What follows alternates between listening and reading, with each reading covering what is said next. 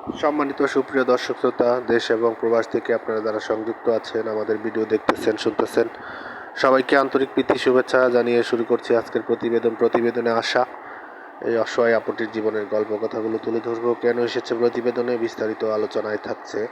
তো আপুটি দেখতে খুব চমৎকার, ওনার গায়ের রং ফর্সা, উচ্চতা 5 ফুট 3 ইঞ্চি, স্বাস্থ্য মিডিয়াম, পড়াশোনা 8ম শ্রেণী পর্যন্ত পড়াশোনা করেছে।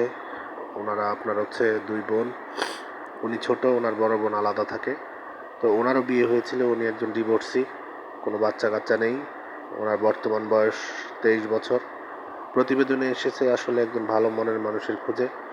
তো ওনার পরিবারে ওনার বাবা নেই, ওনার মা আছে, আর বর্তমানে মার সাথেই থাকে। তো উনি বর্তমানে একটি সেলাই কাজে নিয়োজিত আছে। তো ওইখান থেকে যতটুকু উপার্জন করে মাকে নিয়ে জীবিকা নির্বাহ করছে। তো ওনার সার্বিক পরিস্থিতি জেনে শুনে যদি দায়িত্ব নেওয়ার মতো একজন মানুষ পায়, উনি জীবনসঙ্গী করবে। পাত্রের বয়স বা চেহারা কোনো বিষয় নয়, উনি আস্থাভাজন একজন মানুষের খোঁজে প্রতিবেদনে এসেছে, কোনো সহযোগিতার জন্য আসেনি।